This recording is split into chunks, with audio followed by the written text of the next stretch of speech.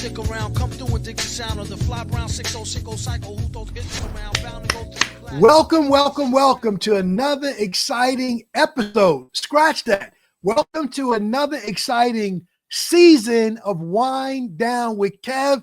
This is the season where we are talking about my favorite subject, AI. We make AI easy. And today we're going to jump off to a wonderful start with a wonderful guest. But before I get there, let me thank our new sponsor, B-File Systems. Shout out to B-File Systems, B-F-I-L-E Systems. So if you're looking for a system that not only helps with your retention, but your new business as well, offline after the podcast, check out bfilesystems.com. But welcome back. Thank you. All of you that have already hit that subscribe and notification button. Yeah, both of you. I appreciate both of y'all. But the other 2 to 3 of you that are watching this content that you haven't subscribed and notify, I got you now. I got you today. Today, I'm bringing on the number one influencer, the number one YouTuber, the man behind the best insurance influencer in the game, in our industry, in our company, hands down. Don't argue with me. I'm out here competing today, but there's one person that's the champion and one person that's in the conference finals. The person I'm bringing up is the man behind that. He is an amazing human being first. Secondly, he's an incredible person, content creator. He's funny as H-E-double hockey stick. He's funny for real, but he's serious in his commitment to creating content. Ladies and gentlemen, put your warm Wind Down with Kev hands together. Show some love in the comments as I bring up Mr. Randall Denson on YouTube at All That in Denson. Let's go. Randall, we jumping right into it. Before we get into all the content magic, give us the Randall Denson origin story in 60 seconds. Where you from? What was life like growing up? And was there a moment where you knew creativity was going to be your superpower? Okay, well, thank you for having me on. I am a West Coast kid, born in LA, grew up in Vegas, and I've always my parents always had me in art school. I was an art major in high school and in college. My dad passed away in high school, which kind of pivoted me to focus on football because it was like a way for me to hold on to him. So I'm a failed athlete. And as soon as the athlete door closed, I realized I needed to tap into my God-given artistic abilities. So I created my own art business. And in the process, I started to get better at graphic design, learning all types of different mediums. And that was where I first started to do content creation, was trying to build my own brand because word of mouth and referral was everything for me building that art business. But I put a financial strain on my family by becoming an entrepreneur because I quit my job. I put most of that financial responsibility on my wife, and I wasn't profiting the way I thought I would. So I needed to return back to the corporate world. And while I was in the corporate world, I was climbing that corporate ladder, doing what I needed to do to provide for my family. But I didn't feel that I was fulfilled. And around that time when I was feeling that way, my best friend, Nick, approached me with an opportunity to become his creative director. And I said, no, I'm not going to do it because I don't want to ruin our friendship. And then I get home and then my wife said, did you see Nick is looking for a social media manager? And I was like, oh my God, it's coming from both angles. What do I do? But I believe God don't play games with coincidences. So the fact that it came from my best friend and my wife, I thought it was something that I needed to entertain. And to fast forward to now, it's one of the best decisions I've ever made. Not only am I able to help him build his brand, but in the same process, it has allowed me the opportunity to build mine. And I'm on a great journey. Just hit 100K followers on Instagram, 40,000 subscribers on YouTube. And I am really stepping into this consultant role teaching other people. We also have a community. We teach a lot of insurance agents around the country how to utilize their brands to become their own lead source. And I also have my own community where I'm teaching people how to embody their uniqueness within their content creation so that they can open up and create opportunities just like I did for myself. Wow, that's an incredible opening. You definitely connect to the audience. So let's dig further into your creative background. You gave me a lot of juice there, but I'm gonna try to stick to the script. You studied art, you worked in art galleries and built a fine art business. A lot of people would see insurance content as the last place an artist would land. How did a creative soul end up in the world of P&C insurance, and what made you stay? Well, it's my best friend, man. This was his lane, and even before working with him, as he was building his personal brand, he would come to me and hire me for some side projects.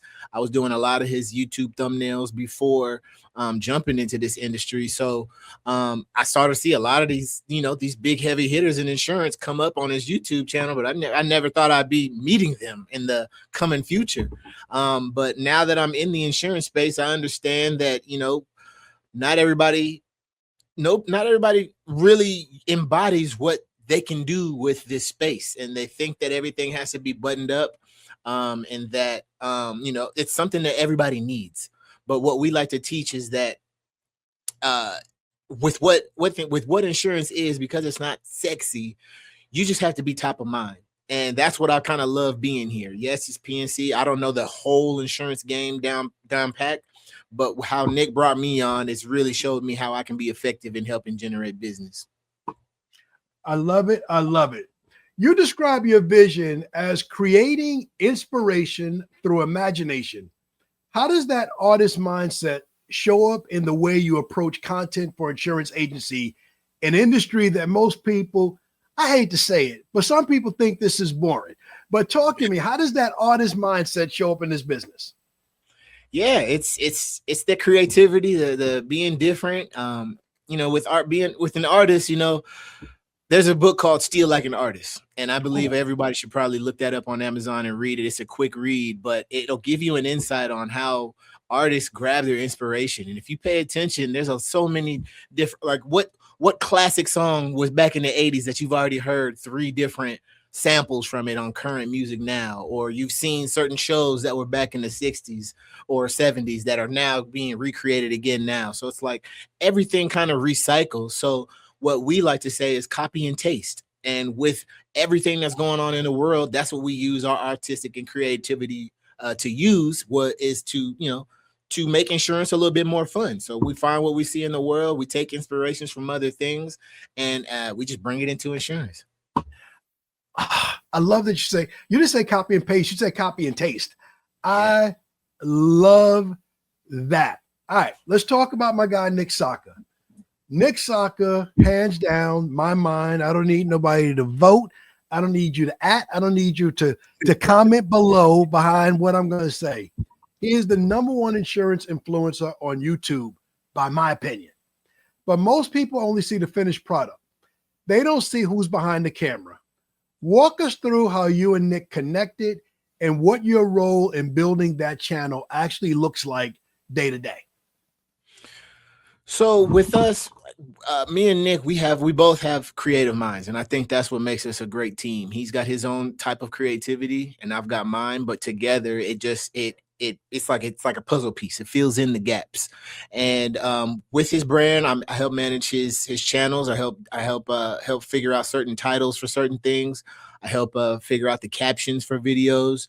But the idea of the insurance videos are mainly from him. Like, that's his source. Like, I support the ideas that he brings to me, and then that's where we kind of chop it up and see how we can make it better. But my responsibility is mainly the like the thumbnail and the search engine optimization, which is SEO. How to help get more eyes on the video. But together, I mean, I do a lot of the background stuff. With the content. It's both. I would say it's like 50-50. Sometimes it's his ideas, sometimes it's mine. Probably 90% of the insurance ideas are his, but the brand awareness content, that's where it's like more of the 50-50. But I try my best to assist him in everything that I can. I love it. I love it. I love it. Nick's channel has helped him grow to a $20 million plus agency. In your view, what are the 2 or 3 things that actually made his content different from the thousands of other insurance agents who tried insurance social media and gave up? What separates Nick from the pack? Well, one is the consistency. I know that a lot of people, they struggle with the consistency, and Nick has been consistent since he started this insurance journey as a whole. And I think that plays a big part in the fruits of his success. What he's done pretty well over the last few years is highlight other agents and highlight other professionals in other industries, which allows him to connect with people and allows him to get his name out there. Whenever you collab with people, just like how we're doing right now, when you created the post for me, I shared it on my story. So it's given an opportunity for my audience to be introduced to you. So doing those podcasts, I think that's the same thing it does. Like when he had you on his podcast, it's the opportunity for both of your audiences to sit in the same setting to learn about Nick and for his audience to learn about you. So I think with having a podcast, I think that accelerated a lot of his success on YouTube. And also a lot of the starting videos that he did was educating people in the position that he once was, helping producers become licensed producers, what the license process was like, or certain agents, how to get started, how to build a winning culture. These type of videos that he put out there, it's that serving content. It's what we would call the top of funnel content, where you're giving content for people so that it's your way of giving back. It's your experience, it's your value. And I think with that, on top of the fun and funny content that we create, it's built him, a great YouTube channel.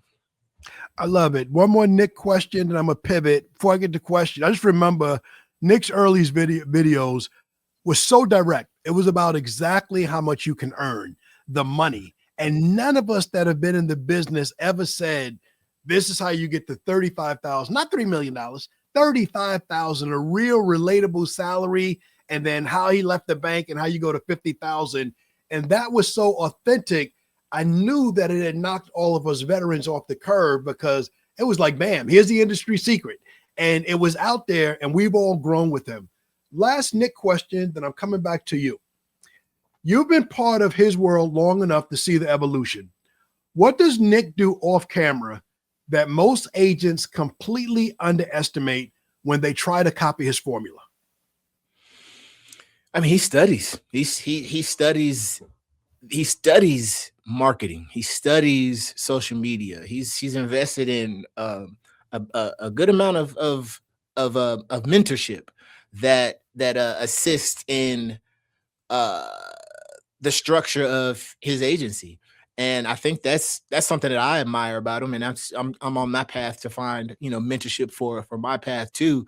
But I think that plays a big credit to what he does. He invests in his self-development. He invests in the growth of this agency. And he's always trying to think of ways where he can not only, push his brand and push the agency, but make his team better. And yes, that's something I really think sets him apart from not just agents, but business owners working for a different agency or different businesses and different companies. It's a leadership I respect. And it's not just because he's my best friend, but it's something that I see that he cares. And when you care, it goes a long way. I love it. I love it. All right, enough Nick. Let's talk about the All That and Denson brand. You built your own platform at All That and Denson. And I'm enunciating my TH on purpose. I want you to follow. I'm not going to say all that. All That and Denson. Follow that on YouTube while also being the force behind someone else's. That's a very different muscle. What's the difference between producing content for Nick versus building your brand, and which one challenges you more? That's a good question. They both challenge me differently. It is harder to build. I think the benefit of building Nick's brand is growing up with him. because I know Mhm. him. I know what Mhm. ticks. And he was recently just speaking about this on a podcast about this being a benefit is if you have somebody in your corner that's helping you with, your brand, and they know you, that you just have a slight advantage. So I know when he's not coming off authentic, and I'm going to call him out on it. I know when he's when he can, just where his energy is off, or where his energy is best. And because we have that respect level, and that, that line of communication that's strong, I think it amplifies his content. I forgot the question you had asked though. I got So that's Nick. But how's that? What's harder? We got okay. what you did with Nick, but let's talk about how you, while building his brand, you started working on the All That and Denson brand. Which one challenges you more? So you talked Yeah. about Nick. Talk about your brand. Talk about building the All That and Denson brand. So for me, the challenging part right now is the funny content is easy. The funny content that's just me being myself, and I think that's what's cool, that I've been able to grow and expand my brand by being myself. The challenging part now is transferring over into education about content without losing or disconnecting from the audience that I built. So I'm learning right now how to craft content that mixes the two, Yes. educating in a humorous way so that I can still be myself. So that's been kind of the challenging part. On top of, like, during the day, here is where it's focused more on Nick's brand, to where it's like 5 to 9. That's where I focus on mine. So I do get an opportunity while I'm here. I can create content for myself. That's the luxury of being able to work here, but it's not an all day thing. It's like a 5 to 10 minute thing where maybe on my lunch breaks I can take advantage of that. But I think that's probably the most challenging part right now. Is just still establishing what most entrepreneurs would probably call it, is building on the business instead of working in the business. That's where I'm struggling with right now. I love it, man. Your candor is incredible. Your candor, the realness of your delivery. You're not just saying it. I see you speaking from the heart. Your Instagram bio says, helping creators turn views into value. What does that actually mean in practical terms? And when does the view become value? And where do most creators miss that transition, views to value? Let's talk about it. So with me, I believe everybody's got value within them, but people underestimate what, sometimes they don't think what they have within is special enough, because there's, with Instagram and social media, that comparison, man, it's heavy. We Yeah. scroll, we see everybody flashy and doing all types of stuff, and sometimes we underestimate our skills, our gifts, and the things within that other people would call or consider valuable. So with me, I like to help people find that value within. And Rory Vaden, he mentioned this quote from one of his mentors, and it's find your uniqueness and exploit it in the service of others. So when I heard that quote, I'm like, man, like, that is gold. When you Yeah. can figure out what value you have and Yes. use it to serve others, you can open up this lane of opportunities. And that's what I've done for myself. As small as and simple as it might be, humor is what I consider my value. With as crazy as this world is today, I like to make people smile. So all the Yes. negativity, they're gonna scroll and see their algorithm. As soon as they come to mind, I'm gonna try and snap them out of it for a little bit, give them some laugh, give them some joy before they return to it. But with views to value, views aren't everything anymore. I would consider views should just be the opportunity. Views is Okay. the handshake. Views are the your first introduction. But those views can turn into opportunities. So Yes. with my content, it doesn't matter, like with today's algorithm, it doesn't matter how many followers you have.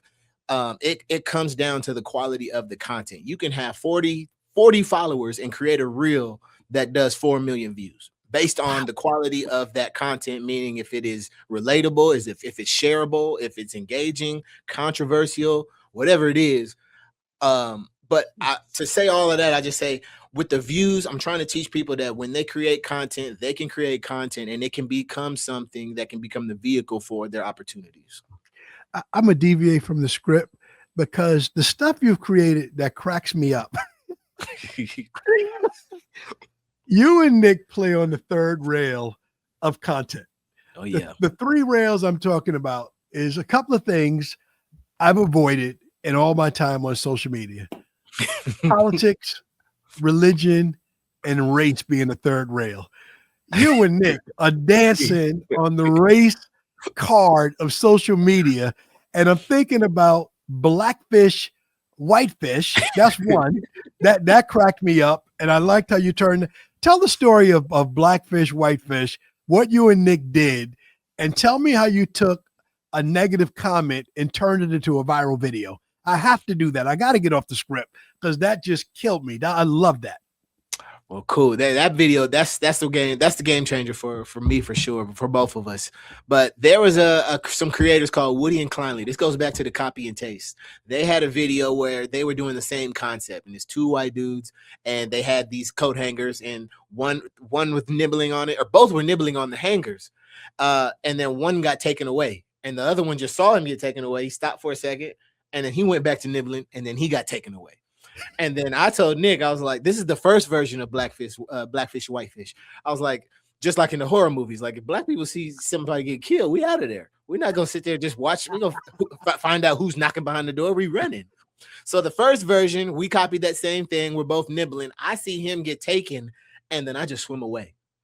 And through that video, we had a whole bunch of people saying some stuff, and they were saying some racial stuff. Some of them were trying to get under us, but then somebody said something that I think they were trying to be mean, but I thought it was genius. And they said, well, if it was a piece of chicken on the end of that hook, that blackfish would not have swam away. And I said, damn it, you right.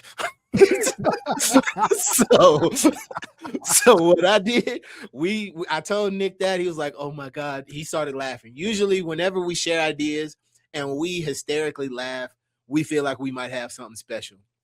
And that's exactly what happened with that one. So we recreated blackfish versus whitefish. We did part 2. And instead of both of us nibbling, he was nibbling on it, just a normal hanger. And I swam in, told him, like, don't do that. It's not safe. And he shooed me off. Then he got snatched up. And I was like, all right, whatever. I started to swim away. And then just a piece of chicken on a hook came down. And I just turned around with Spider-Man senses and swam towards it. And then that's how it ended. But that one blew up on every single platform, and that's the one that changed the game for us.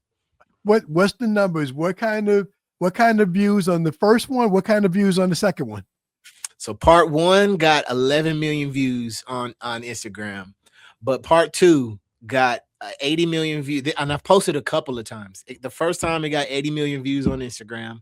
Second time got 22 million. Third time got 29. And then the fourth time it got 7. And on TikTok, it got 3 million. On YouTube, this is the one that gave me those 40,000 subscribers. It gave me 40,000 subscribers along with 45 million views. So that video alone has changed the whole landscape for everything. One viral video of meanness turned to humor because you processed it and then blew up. So if everybody is tuned in today, that's the only one I'm bringing up. At all that in Denson, it is hilarious. I had to get off script. All right, let's go forward. Let's come back into the game. We talked a lot about Nick, but let's talk about coaching other insurance spaces. My space here at Wind Down with Kev. My audience is insurance agents, small business owners. My community is right here, Long Island, New York, downstate New York City, but broad worldwide because of the podcast. So you and Nick are now coaching insurance agents on social media. What's the number one mistake you see agents make when they first try to build a presence? And why is it so hard to break?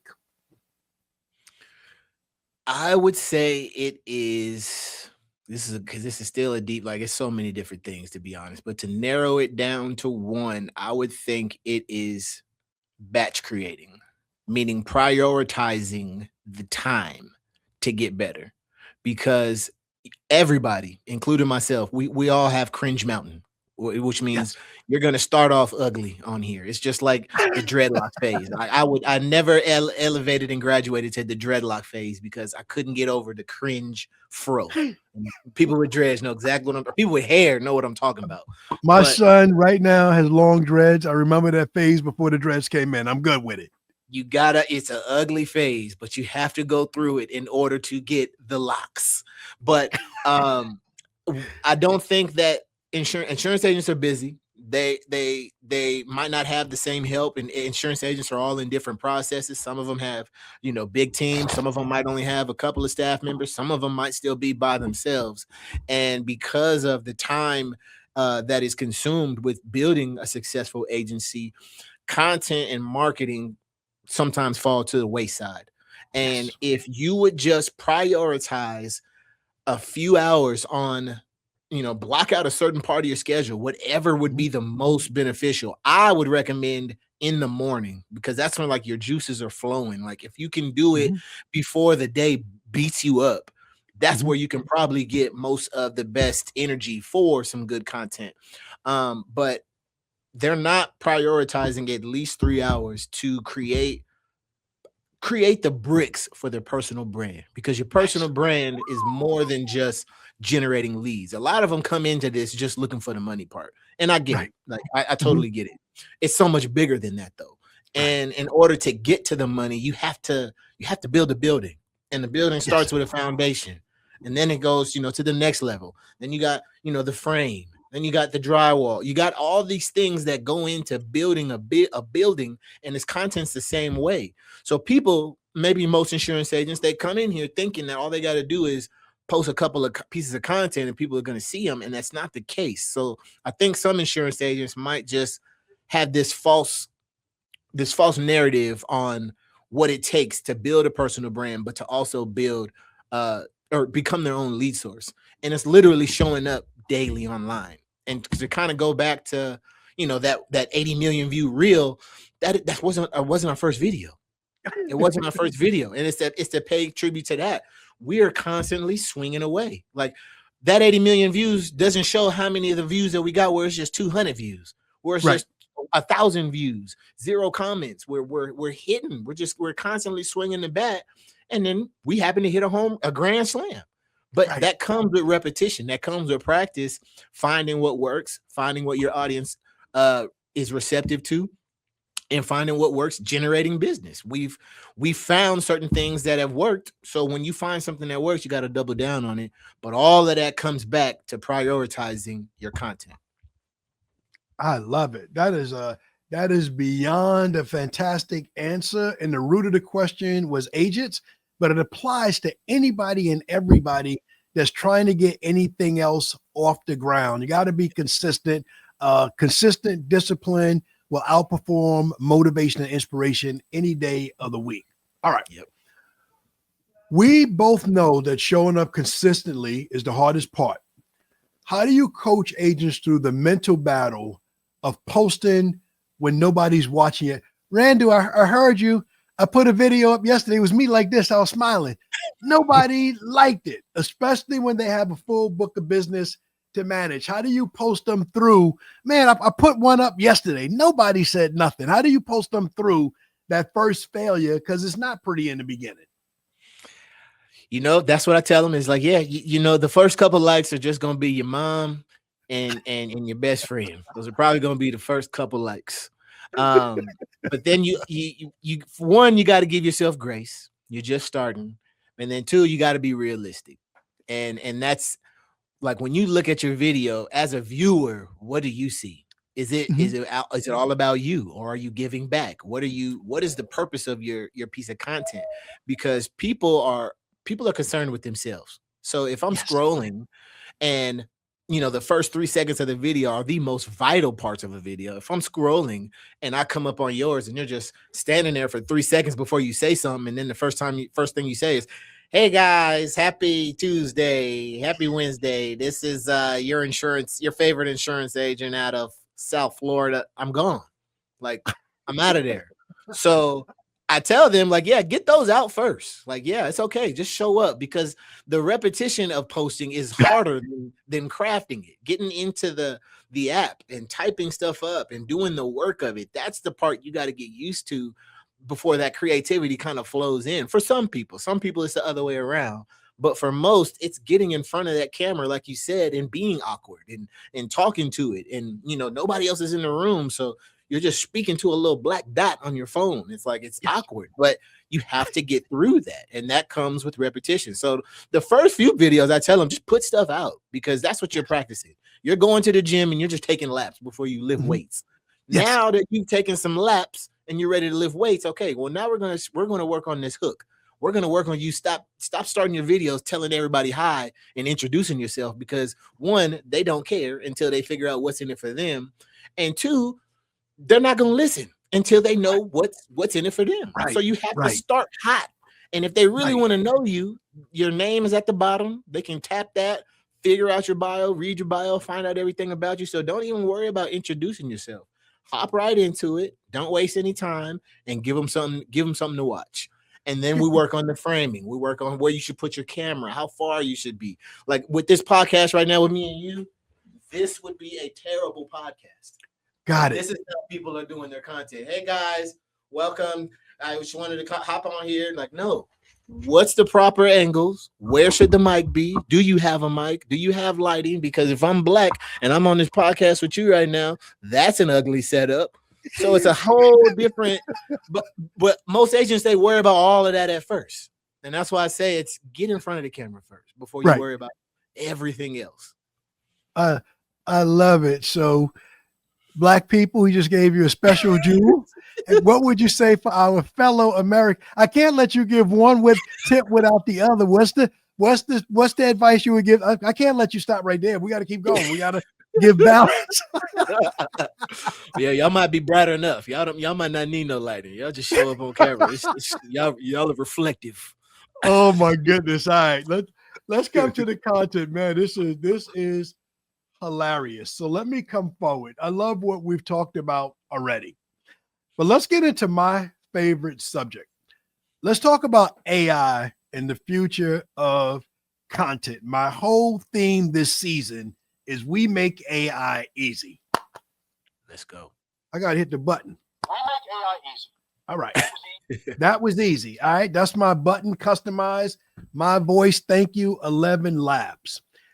You've been in conversations about AI going back to early ChatGPT days. Now that AI can write scripts, generate videos, clone voices, thank you, 11 Labs. What's your take on where a human content creator still wins? I think it's content like this, like what we're doing right now. AI cannot replicate yet, and I don't know if it will be able to replicate it in this soulful way, because spirits are still strong. And as much as AI is out, I truly believe that people are going to still want to connect with people. They're going to want to hear with people. And it's also still a trust recession, meaning people still don't know what to trust. So although, people who may be afraid to get in front of the camera and that's their outlet right now, or their back door to try to get in front of things, which is cool. If that's that way you got to start, is, creating your own clone and having your clone do the work. But people will figure that out. And at the end of the day, people are still gonna like. I'm still one of those people when I call a business and it's hey, press 1. I'm pushing 0. Give me something. I need to talk to somebody. I don't want to waste your time with this machine and you giving me some generic answers. I need somebody that's gonna give me something straight up. So I'm probably, I don't know what percentage of people are still like me, but I just have this feeling that yes, the AI is going to rise. Yes, it's going to replace certain positions. Overall, I think the people who are using AI are just going to have the advantage over the people who aren't.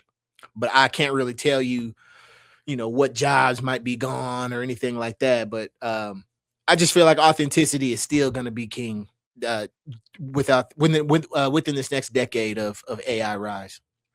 I love it. I'm in the same place as you. I'm a big AI advocate, but there's a place for the human in the loop. So throw it out there. Where is AI showing up for you now? What are your go-to apps? What are you using? What are you having the most fun with right now?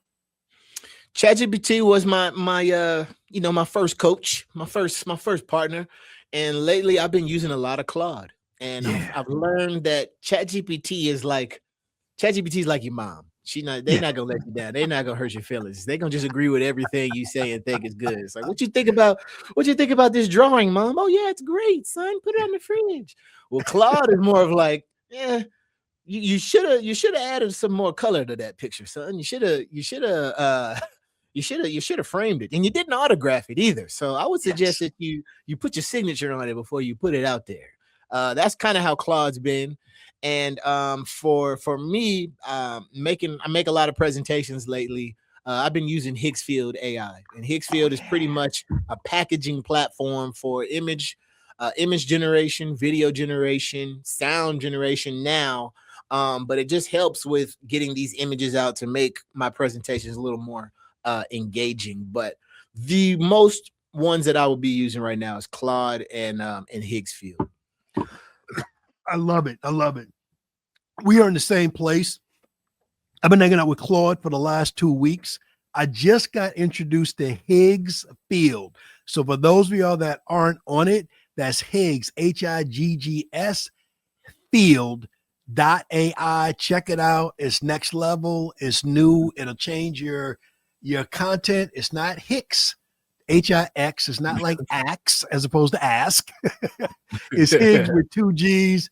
Jump on it. Check it out. All right.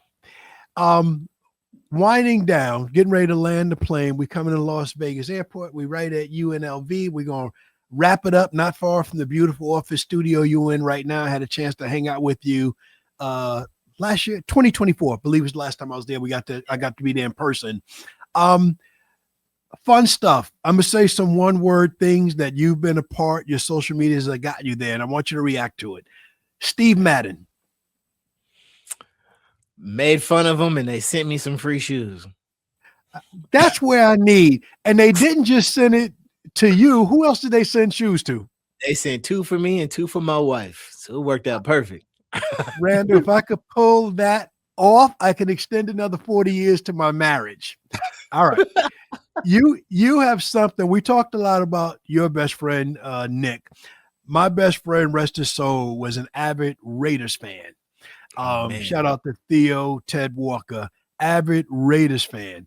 You share something with a lot of the audience. A lot of us love, I'm not going to call the Knicks losers. They just haven't won since 1973. That don't make them. A lot of us love those teams. Talk about what your content has allowed you to do with the Raiders right now. It's been such a great opportunity. Just I'm really deep in with the Raider audience now. I had a podcast with them yesterday, and not with the actual Raider organization, but another group of influencers that have their own podcast.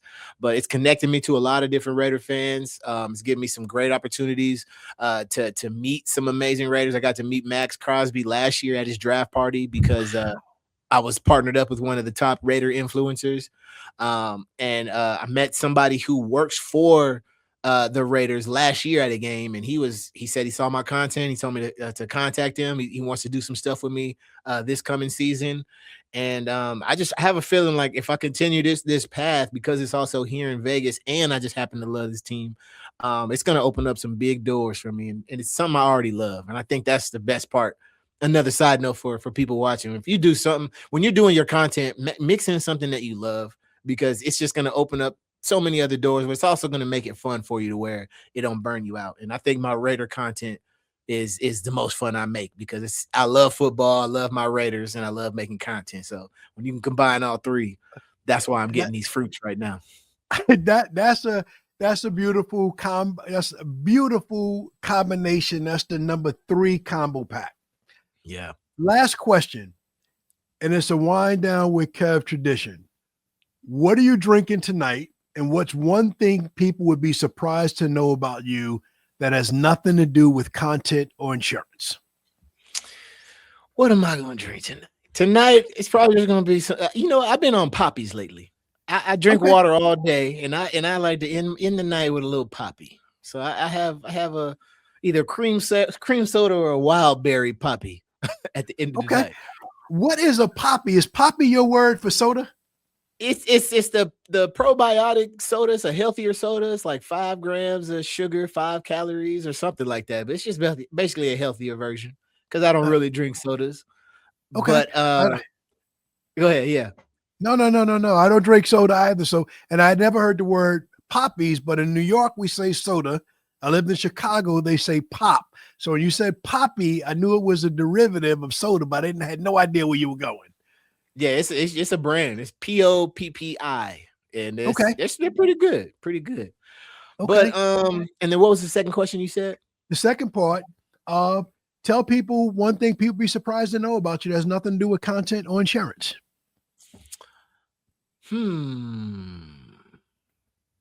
That I love God. I Amen. try my best to. I mean, I'm one of those believers that I'm not going to Bible thump you or throw scriptures at you. But if you know scripture, if you know the word, you're going to see it through me. You're going to see it through my actions. You're going to see it through my character. And, that's what I try to do so that when people are ready to know, or they can smell it and they ask me, I'm going to tell them. I'm going to tell you exactly where all of this comes from and where I give all the credit to. And who blessed me with these opportunities. So I'm big on faith. I wouldn't be here without it. I would be on this podcast with you without it. And I wouldn't have any of these opportunities without my relationship with God. Amen. It would be easy for me to end right there as a fellow lover of the Lord, but I got to end on humor. Can you please talk about the video where you said you did the video, a white church, and they're really getting it in? The subject line is, I didn't know y'all get down like that. What's the origin story of that video, and how can people find that on YouTube? So the video that Kevin is referring to is my first time going to an all-white church. And in my family thread, my family from Tennessee sent me this video of, it looks like what it's probably a Mormon church, and they were worshiping, but somebody put Chopper Style, the song from it's a hip-hop song from the 2000s. They put Chopper Style over it, and it matched perfectly. And that's one of my favorite songs growing up. So when she sent me that, I said, oh my God, I got to put myself in this video, because if I was actually in there, I would be joining them. So the video starts off and I'm just normally praising, worshiping. And then I look up and I see him getting down. And I'm like, oh, it's that type of party. Okay. So I was about to be finished with the video, and I went to go show Nick in the office because I filmed it here. And he was like, oh man, I was expecting you to hop in with him at the very end. I was like, oh my gosh, you are absolutely right. And I almost didn't put that part. And that's my favorite part. And that part has been the part that I think surprised everybody. And other than Blackfish, Whitefish, to be surprised, this video has given me more followers on Instagram by itself in one video versus the Blackfish, Whitefish, the multiple times that I posted it. It's what pushed me over to the 100K mark. Was that video. Oh my God. Yeah. Randall, that is funny. Look it up. All that. Give me your closing comments. Tell people where they can find you. Let's add 1 or 2 more followers to that 100K and that 80 million. Tell people where they can find you at all over your social, and I'll have final comments. You can find me on Instagram, YouTube, TikTok, Randall Denson. YouTube is all that and Denson, but if you type Randall, it'll still come up. Just don't be scared to get in front of the camera, man. Just do your thing, be yourself, and you never know what opportunities can come your way. Thank you, Randall. Ladies and gentlemen, show some love in the comments for Randall Denson. Follow him everywhere he's at. He's already someplace, but he is going bigger and better places. Randall Denson, all that and Denson. Thank you so much, man. I appreciate it. Appreciate you. And thank you to everybody that tuned in today. Thank you to all of you that have already clicked the like and subscribe button. Those of you that haven't, do it now, do it today so you can get notified when incredible content like this comes out. And thank you to our sponsor for this season, our first of a few more sponsors that will be joining us, Be B-File Systems. When you're looking to take the next leap in your business, go to www.bfilesystems.com. B-File Systems is the systems that will help you save yourself time, energy, and money when it comes to new business and retention. Until the next time we share time, this is Kevin Spann, and we make AI easy. I make AI easy. That was easy.